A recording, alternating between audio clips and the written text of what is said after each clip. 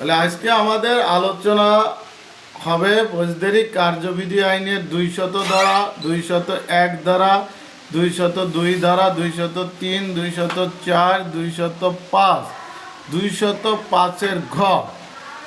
আর যদি সময় থাকে আমরা 200 কত ধারা 221 ধারাটা নিয়ে আমরা আলোচনা করব। এটা বিস্তারিত আলোচনা 21 ধারা আছে। এইগুলো আমরা অনেকেই হয়তো জানি না, অনেকেই এই ধারাগুলো সম্পর্কে মানে ধারণা কম, কিন্তু এই দিক থেকে এবার আসছে যে 221 ধারা চার্জ নিয়ে একটা প্রশ্ন আসছিল যারা এসআই থেকে সাব ইন্সপেক্টর পরীক্ষা দিছে তাদের ক্ষেত্রে। এখন আপনি যদি এই বিষয়টা না পড়েন, এখান থেকে ইদানিং দেখা যাচ্ছে আমরা সব সামনে পড়তে আছি, পিছন সাইডটার দিকে খুবই গুরুত্বপূর্ণ কয়েকটা সংজ্ঞা বা এমসিকিউ প্রশ্ন এগুলো হচ্ছে। আচ্ছা, আমরা তাহলে 200 ধারায় যেটা বলছে বাদী জবানবন্দি রেকর্ড, 220 ধারায় 200 ধারায় কি বললো? বাদী জবানবন্দি রেকর্ড, অর্থাৎ যে আদালতে নালিশ করা হয়েছে ওই আদালতের ম্যাজিস্ট্রেট, বাদী, সাক্ষী, ফরদি। আমরা আগেও পড়ছি সমনের ক্ষেত্রে বাদী, সাক্ষী, ফরদি এই 3 ধরনের ব্যক্তির জবানবন্দি রেকর্ড করতে পারে। তাহলে 200 ধারায় কার কার জবানবন্দি রেকর্ড করতে পারেন? বাদী, সাক্ষী, ফরদি। কে? যে আদালতে নালিশ করা হয়েছে ওই আদালতের ম্যাজিস্ট্রেট কি করতে পারেন? জবানবন্দি রেকর্ড করতে পারেন। তিনি যে জবানবন্দিটা দিবেন সেই জবানবন্দির সারাংশ তিনি লিপিবদ্ধ করবেন এবং আর কি করবেন? তিনি ওই সাক্ষী, বাদী, ফরদির কি করবেন? তাদের স্বাক্ষর গ্রহণ করবেন এবং নিজেও স্বাক্ষর করবেন। এটা কিন্তু কয়েকটা কথা বলা আছে 200 ধারায়।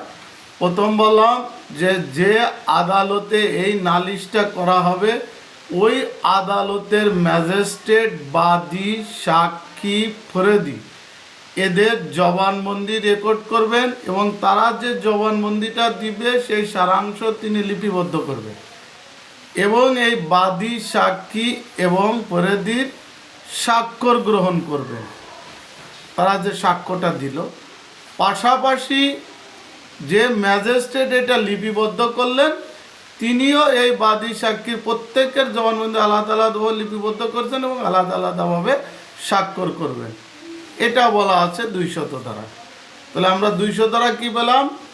যে বাদী, সাক্ষী, ফরদির জবানবন্দি যে আদালতে নালিশ করা হয়েছে সেই আদালতের ম্যাজিস্ট্রেট গ্রহণ করবেন এবং তার সারমর্ম লিখবেন এবং তাদেরকে দিয়ে এটা স্বাক্ষর করাবেন, পাশাপাশি ওই ম্যাজিস্ট্রেটও স্বাক্ষর করবেন। এটা ছিল আমাদের 200 ধারা। 201 ধারায় যেটা বলা আছে সেটা হচ্ছে যে আদালতে বা যে ম্যাজিস্ট্রেটের নিকট এই নালিশ করা হয়েছে সেই ম্যাজিস্ট্রেট এই নালিশ গ্রহণ করার মতো ক্ষমতা তার নেই।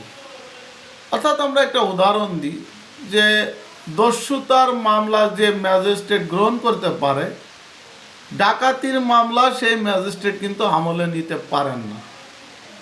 এখন ওই আদালতেই এই অভিযোগটা দাখিল করা হয়েছে, তখন ওই ম্যাজিস্ট্রেটের ক্ষমতা কি হবে বা এই অভিযোগটা বা এই নালিশটার করণীয় কি, এটাই বলা আছে 201 ধারা। অর্থাৎ যে ম্যাজিস্ট্রেটের নিকট কোনো নালিশ করা হয়েছে সেই ম্যাজিস্ট্রেট যদি এই অপরাধটা আমলে নেওয়ার ক্ষমতা না থাকে তাহলে ওই ম্যাজিস্ট্রেটের করণীয় কি? 201 ধারায় বলছে তিনি যদি অভিযোগটা লিখিত আকারে আসে তাহলে তিনি এই অভিযোগটা নেবেন, নেওয়ার পরে তিনি কি করবেন? এই অভিযোগের অপর পৃষ্ঠায় পৃষ্ঠাঙ্কন করে অর্থাৎ লিখে যে আদালত এই মামলাটা গ্রহণ করতে পারেন সেই আদালতের নিকট প্রেরণ করবেন। 201 এর ক্লোজ 1-এ বলছে। 201 এর ক্লোজ 2-এ যে কথাটা বলা আছে যে যদি অভিযোগটি মৌখিকভাবে আসে বা নালিশটি মৌখিকভাবে আসে তাহলে ম্যাজিস্ট্রেট কি করবে? যদি মৌখিকভাবে এই নালিশটি আসে তাহলে ম্যাজিস্ট্রেটের করণীয় তিনি ওই ব্যক্তিকে যে আদালত এই অভিযোগটা গ্রহণ করার ক্ষমতাবান বা যে ম্যাজিস্ট্রেট, ওই ম্যাজিস্ট্রেটের নিকট প্রেরণ করবে। এটা বলা আছে 201 ক্লজ 2। যেমন আমরা একটা সাপোজলি একটা উদাহরণ দিই, যে আমাদের সবাই তো পুলিশ সদস্য, যদি অফিসিয়াল কাজ করেন, যে দেখা গেছে যে আপনার এডিশনাল ডিআইজি বা পুলিশ সুপার স্যারের নিকট যে বা আপনার ওসি স্যারের নিকট যে কাগজটা আসছে, যারা থানায় চাকরি করেন, দেখা গেছে যে ওই এখতিয়ার দিন বা ওই স্যারের আন্ডারের এই কাজটা না, তখন আপনারা ওই কাগজটা দেখলেন, দেখার পরে আপনারা তাকে বললেন যে এটা তো আমাদের এখানে না, বা স্মারক মূল্য আসলে ওই স্মারকটা লিখলেন, লিখে আবার ওই সংশ্লিষ্ট যে স্যার এই কাজটা করবেন সেই স্যারের নিকট প্রেরণ করবেন, বা ওই যে ব্যক্তিকে নিয়ে আসলে সেই ব্যক্তিকে বলতে হবে যে এটা তো আমার স্যারের কাজ না, আইসিটি স্যারের কাজ না, এটা হচ্ছে এডিশনাল ডিআইজি হেডকোয়ার্টার স্যারের কাজ। এটা এডিশনাল ডিআইজি হেডকোয়ার্টার স্যারের পিএর কাছে নিলে তিনি আপনার এই ব্যবস্থাটা নেবেন। ঠিক সেম এই জায়গাও 201 একই কথা বলছে, যে অপরাধটা নালিশ যে ম্যাজিস্ট্রেটের নিকট আসছে, সেই ম্যাজিস্ট্রেটের নেওয়ার ক্ষমতা না, বা তিনি এই কাজ পরিচালনা করতে পারবেন না, তখন করণীয় কি, তিনি এটাকে উপরে পৃষ্ঠাঙ্গন করে যে ম্যাজিস্ট্রেটের ক্ষমতাবান সেই ম্যাজিস্ট্রেটের নিকট প্রেরণ করবেন, যদি লিখিতভাবে আসে। আর যদি মৌখিকভাবে আসে তাহলে ওই সংশ্লিষ্ট বাদী বা সাক্ষী ফেরদিকে কি বলবে, যে আপনি এটা ওই আদালতে বা ওই ম্যাজিস্ট্রেটের নিকট যে এই নালিশটা করেন, তিনি ক্ষমতাবান, তিনি এটা গ্রহণ করবেন। এটাই তো মূলত আলোচনা 202 ধারা আর 201 ধারা। আমরা কি 200 এবং 201 ধারা আলোচনাটা কি ক্লিয়ার? এবারে 200, হ্যাঁ জি স্যার, তাই বললাম। এখন 202 ধারায় যে, হ্যাঁ মিনাজ বলো ভাই। 201 ধারাটা আবার একটু বলেন তো স্যার, ক্লিয়ার হয়নি একটু। 201 ধারায়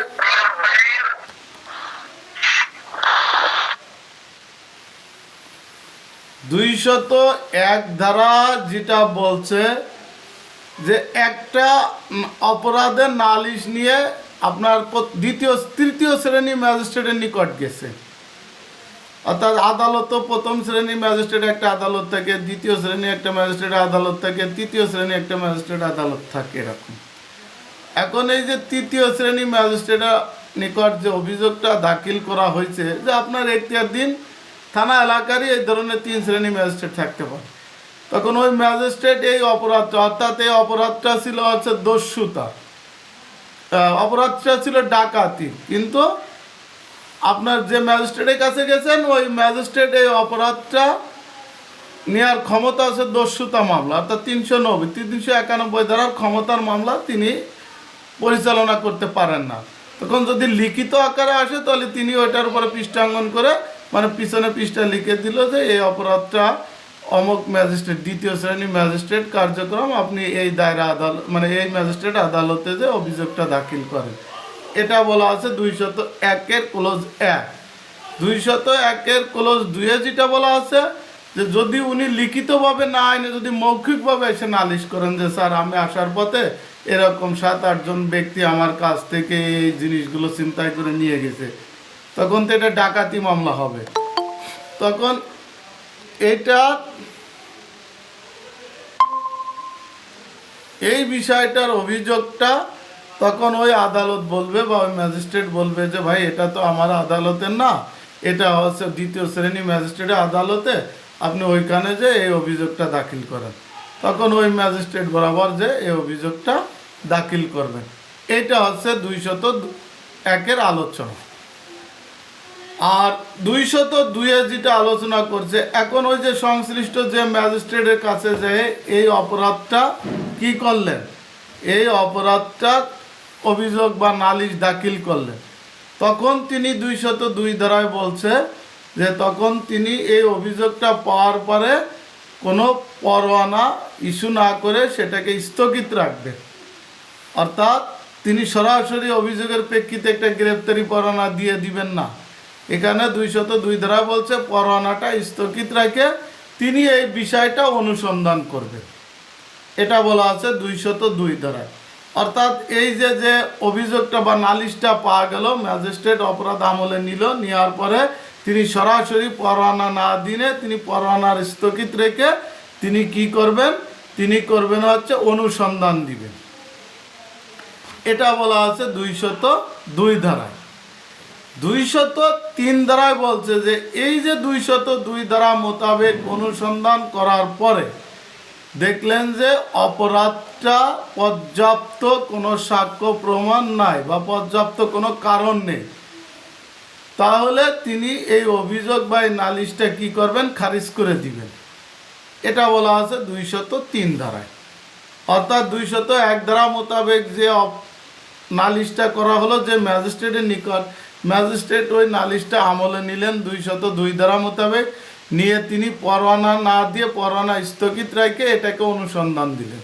এই অনুসন্ধানটা তিনি নিজেও করতে পারেন অথবা তার অধীনস্থ যে ম্যাজিস্ট্রেট আছে তাকে দিয়েও করাইতে পারেন। এটা হলো 202-এর আলোচনা। 203-এ যে এই যে 202 ধারা মোতাবেক নালিশি যে অভিযোগটা অনুসন্ধান দিল, অনুসন্ধান করার পরে দেখা গেল যে অপরাধটা আমলে নেওয়ার মতো পর্যাপ্ত কারণ নেই, তখন তিনি কি করবেন, এই নালিশটা খারিজ করে দিবেন। এটা বলা আছে 203 ধারায়। আর 204 ধারায় বলছে যে এই যে 202 ধারা মোতাবেক যে অপরাধটা কি করা হলো, অনুসন্ধান করার পরে দেখা গেল যে অপরাধটা আমলে নেওয়ার মতো পর্যাপ্ত কারণ আছে, তখন তিনি কি করবেন, এই অপরাধটা আমলে নিয়ে ওই যে ব্যক্তির বিরুদ্ধে অভিযোগ করা হয়েছে তাকে সমনের মাধ্যমে হতে পারে বা গ্রেপ্তারি পরোয়ানা ইস্যু করে তাকে আদালতে হাজির হওয়ার জন্য নির্দেশ দিবেন। 200 কত ধারা, 4 ধারায়। তাহলে 203 ধারা আছে নালিশ খারিজ করে দিতে পারে। 204 ধারায় যখন পর্যাপ্ত কারণ থাকে যে এই মামলাটা চালানোর জন্য, তখন তিনি কি করতে পারেন, অপরাধ আমলে নিয়ে তিনি ওই আসামিদেরকে তার সম্মুখে হাজির হওয়ার জন্য সমনও দিতে পারেন অথবা গ্রেপ্তারি পরোয়ানাও ইস্যু করতে পারেন। এটা বলা আছে 204 ধারায়।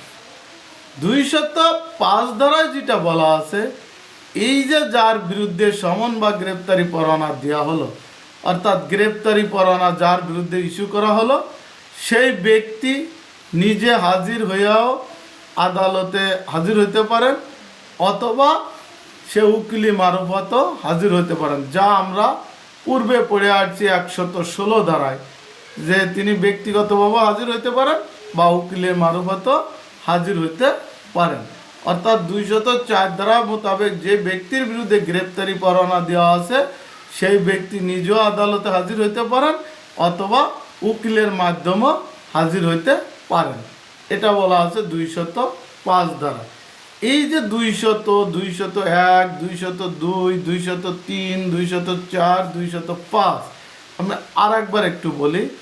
200 ধারায় যেটা বলা আছে, এবার আমরা সহজ করি, যে বাদীর জবানবন্দি রেকর্ড, অর্থাৎ যে আদালতে নালিশ করা হয়েছে ওই আদালতের ম্যাজিস্ট্রেট বাদীর জবানবন্দি রেকর্ড করবেন এবং তার সারাংশ লিখবেন, বাদীকে দিয়ে স্বাক্ষর করবেন এবং নিজে স্বাক্ষর করবেন। অর্থাৎ যে আদালতে নালিশ করা হয়েছে সে আদালত কি করবেন, বাদীর জবানবন্দি নেবেন এবং তিনি বাদীর এই জবানবন্দি সারাংশ লিপিবদ্ধ করবেন, বাদীরে দিয়ে স্বাক্ষর করাবেন এবং নিজে স্বাক্ষর করবেন। এইটুক জানলেই হবে। এটা আছে 202 ধারা। 200 ধারা। 201 ধারায় যেটা বলছে সেটা হচ্ছে যে অপরাধটি আমলে নেওয়ার ক্ষমতা নাই যে ম্যাজিস্ট্রেটের, সেই ম্যাজিস্ট্রেটের নিকট যদি কেউ কোনো অপরাধ নিয়ে বা নালিশ নিয়ে যান, তাহলে ম্যাজিস্ট্রেট ওই নালিশটা গ্রহণ করে সংশ্লিষ্ট ম্যাজিস্ট্রেটের নিকট প্রেরণ করবেন। এটা বলা আছে হলো মূল থিম। অর্থাৎ আমি চাই আমার একটা মামলা রেকর্ড করার, যদি আমি অফিসার ইনচার্জ হইতাম তাহলে আমার ক্ষমতা আছে, কিন্তু আমার ক্ষমতা নেই, আমার কাছে নিয়ে আসছে তখন আমি কি ওই অভিযোগটা গ্রহণ করলাম, করে আমি লিখিতভাবে আসলে তখন আমি এটাকে লিখে ওসি সাহেবের নিকট প্রেরণ করলাম যে স্যার এই ধরনের একটা অভিযোগ আসছে, এটা কি করবেন। তখন ওই স্যার এটা ব্যবস্থা নেবে। এটা হলো 201-এর ক্লোজ। আর যদি মৌখিকভাবে আসে তাহলে সরাসরি ওসি সাহেবের নিকট প্রেরণ করে দিলাম যে স্যার এটা আপনার কাজ, সে মৌখিকভাবে একটা এজাহার নিয়ে আসছে, এখন করণীয় কি। সেম এখানে ওই যেটা বলা আছে 201 ধারায় যে লিখিতভাবে যদি ওই ব্যক্তি ওই ম্যাজিস্ট্রেটের নিকট আসে, যদি ম্যাজিস্ট্রেটের ক্ষমতা থাকে তাহলে সে তো ব্যবস্থা নিত। এখন দেখলো যে না, এই অপরাধটা আমার আমলে নেওয়ার ক্ষমতা নাই, তখন তিনি যে অপরাধটা যে ব্যক্তি আমলে নেওয়ার ক্ষমতা সেই ম্যাজিস্ট্রেটের নিকট প্রেরণ করবে। আর যদি মৌখিকভাবে আসে তাহলে সরাসরি তাকে ওই ম্যাজিস্ট্রেটের নিকট যাওয়ার জন্য বলবেন। এটা বলা আছে 201-এ। 202-এ বলছে যে এখনো অপরাধটা ম্যাজিস্ট্রেট, যে ম্যাজিস্ট্রেট অপরাধ আমলে নেওয়ার ক্ষমতা সেই ম্যাজিস্ট্রেটের নিকট পাওয়ার পরে ম্যাজিস্ট্রেট কি করবেন, এই অপরাধটা আমলে নেওয়ার আগে তিনার করণীয় হচ্ছে যে এই বিষয়ে পরোয়ানা না দিয়ে, অর্থাৎ পরোয়ানা স্থগিত রেখে তিনি কি করবেন, একটা অনুসন্ধান করবেন।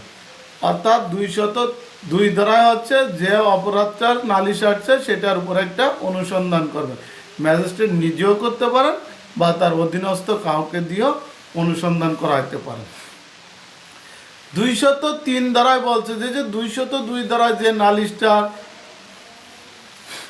অভিযোগটা বা নালিশটার কি করলো, অনুসন্ধান করলো, কিন্তু অনুসন্ধান করার পরে দেখা গেল যে এখানে পর্যাপ্ত পরিমাণ কোনো কারণ নেই, অর্থাৎ সে যে ধরনের অভিযোগ করছে সে ধরনের কোনো তথ্য এখানে নাই। তাহলে এই আদালত বা ম্যাজিস্ট্রেট কি করবেন, এই অপরাধটা খারিজ করে দিবেন। এটা বলা আছে 203 ধারায়।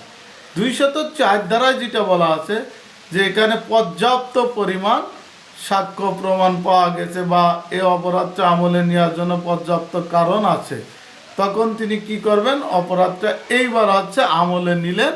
নেওয়ার পরে ওই আসামিদেরকে আদালতে হাজির হওয়ার জন্য সমনও দিতে পারেন অথবা পরোয়ানাও দিতে পারেন। এটা বলা আছে 204 ধারায়। 205 ধারা বলছে এই যে আসামির বিরুদ্ধে পরোয়ানা দেওয়া হলো সেই আসামির করণীয় কি। যার বিরুদ্ধে পরোয়ানা দিছে সেই আসামি নিজে আদালতে হাজির হইয়াও হাজির হইতে পারেন, অথবা তিনি কি করতে পারেন, উকিলে মারুফত হাজির হইতে পারেন। এটা 205-এর ক্লোজ 1। 205-এর ক্লোজ 2 আবার বলছে যদি বিচার কার্যক্রম পরিচালনা করার ক্ষেত্রে হয় তাহলে সেক্ষেত্রে আদালত যে কোনো সময় ওই ব্যক্তিকে আদালতে উপস্থিত হওয়ার জন্য পরোয়ানা দিতে পারেন এবং ওই ব্যক্তি সশরীরে এসে হাজির হবে। আর যদি তাকে সশরীরে হাজির যদি আদালত যদি মনে না করেন, সেম একই কথা, তাহলে উপরে যে নির্দেশনা বলি যে সে তার উপরে উকিলি মারফত হাজির হইতে পারবেন। এটা হচ্ছে 205-এর ক্লোজ 2। এই 205-এর ক, খ, গ, ঘ পর্যন্ত আছে। ক, খ বাতিল, গটা হচ্ছে আপনার আদালতের কিছু কার্যক্রম, ওটা আমাদের মানে বিচার পদ্ধতি কিভাবে হবে সেই বিষয়টা আলোচনা করা আছে। কিন্তু ঘ যেটা অর্থাৎ সমন নাল উকিল হাজির, কারেক্ট, নাজমুল ঠিকই লাগছে। নাজমুলের কথাটা আমি আর একটু রিপ্লে করি।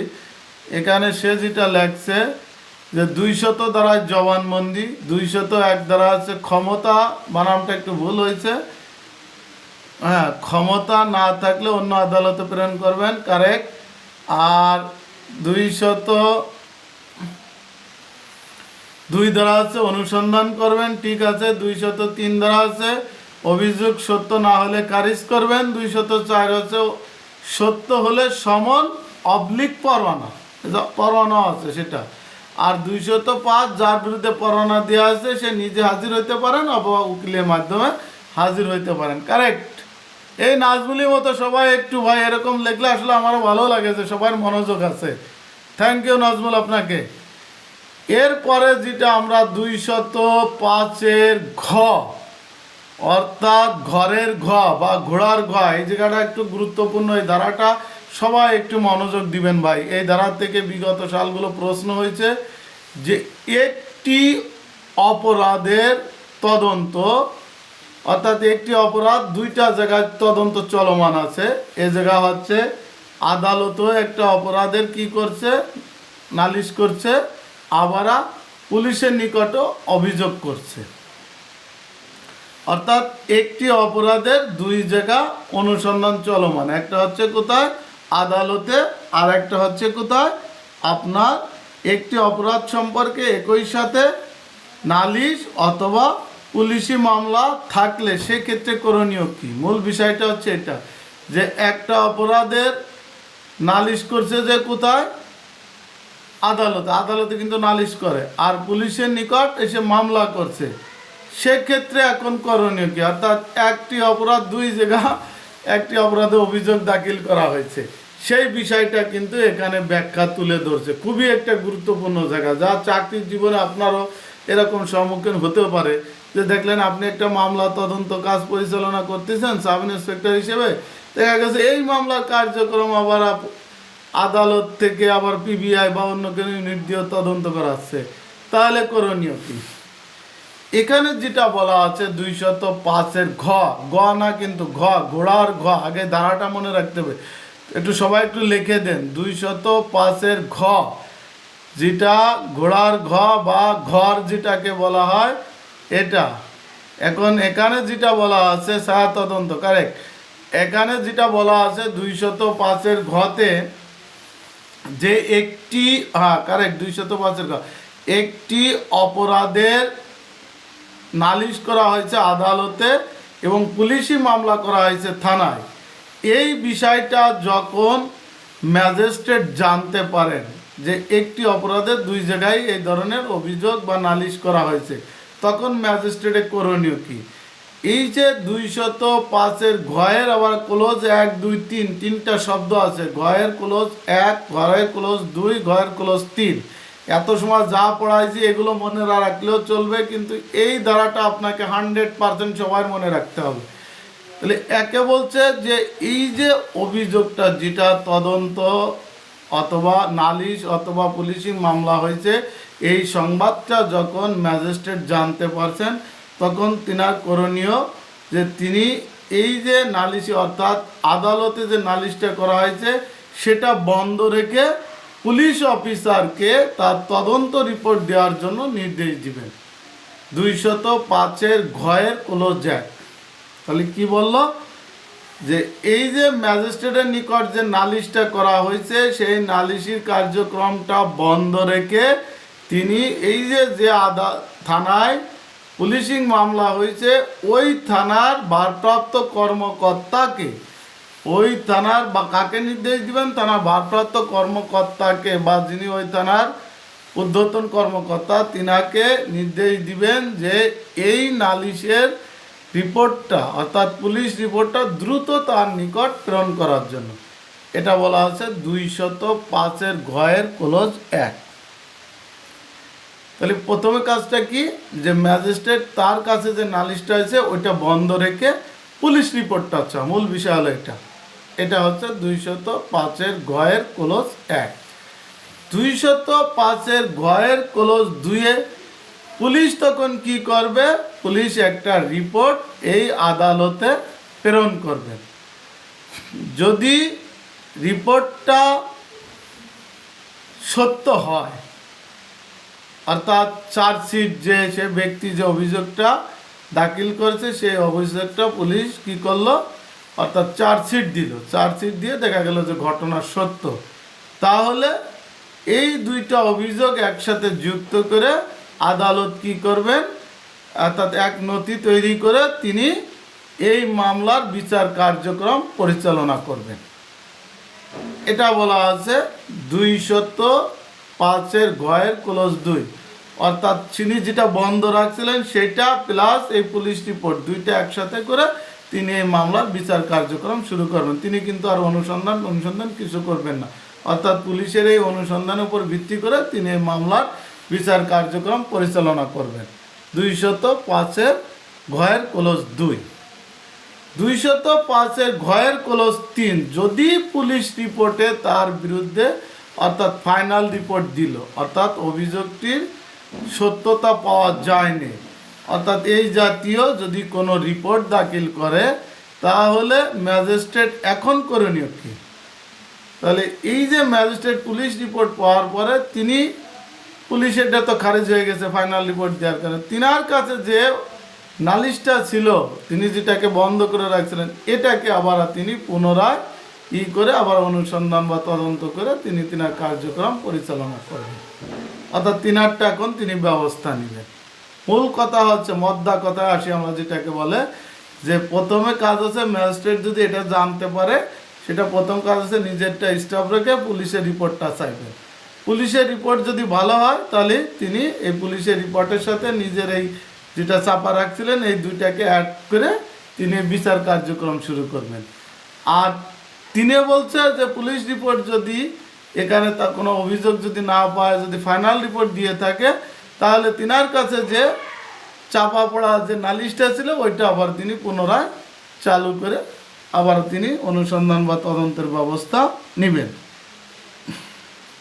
নিয়ে বিচার কার্যক্রম চালু করবেন। আমার কথা কি, এই যে 205-এর ঘয়ের ক্লোজ 1, ক্লোজ 2, ক্লোজ 3, এই জায়গাটা আমি আবার একটু ক্লিয়ার করি, যেহেতু অনেকেই নতুন। সেটা হচ্ছে যে দুইটা, একটা হচ্ছে নালিশ, একটা হচ্ছে মামলা। এই দুইটা বিষয় যখন পুলিশ জানতে, অর্থাৎ ম্যাজিস্ট্রেট জানতে পারলো যে তার কাছে নালিশ করা হয়েছে, পুলিশের কাছে মামলা করা হয়েছে, তখন তিনার করণীয় হচ্ছে, একে বলছে যে তিনার এই অভিযোগটা স্থগিত রেখে তিনি কি করবেন, তিনি করবেন পুলিশের কাছে রিপোর্ট চাইবেন। এটা দুইয়ে বলছে পুলিশ কি করবেন, রিপোর্ট দিবেন। যদি এই রিপোর্টটা সত্য হয় তাহলে ওই যে তিনার স্থগিত যে নালিশটা রয়েছে ওইটা, এটা দুইটা মিলে তিনি বিচার কার্যক্রম শুরু করবেন। তিনি আর কোনো অনুসন্ধান বা কোনো কার্যক্রম নেবেন না, এই পুলিশি রিপোর্টের উপর ভিত্তি করে তিনি কার্যক্রম করবেন। তিনি বলছে যে যদি পুলিশ এটাকে খারিজ করে দেয়, অর্থাৎ ফাইনাল রিপোর্ট দিয়ে দেয় যে এই বিষয়ে কোনো সঠিক তথ্য বা এ ধরনের কোনো ঘটনা ঘটেনি, এরকম কোনো একটা রিপোর্ট দিয়ে দিল, আর মানে এখানে আদালত তার কোনো পুলিশের রিপোর্টের উপরে অ্যাকশন যাইতে পারলেন না, তাহলে ম্যাজিস্ট্রেট তিনার যে কাছে যে নালিশটা সেটা কি করবে?